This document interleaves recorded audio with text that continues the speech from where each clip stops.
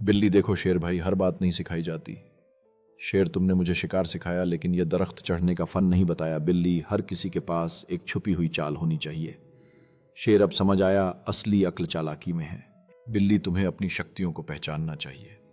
शेर क्या तुम सच में सोचते हो कि मैं ये कर सकता हूँ? बिल्ली यकीनन, क्योंकि तुम शक्तिशाली हो, लेकिन चालाकी भी जरूरी है। शेर मैंने हमेशा ताकत पर भरोसा किया। बिल्ली और मैं तो बस फुर्ती से शिकार करती हूँ, तुम भी सीख सकते हो। शेर ठीक है, मुझे ये करना है। बिल्ली तुम्हें अपने आप पर विश्वास करना होगा। शेर मैं ये करूंगा, बस मुझे एक मौका दो।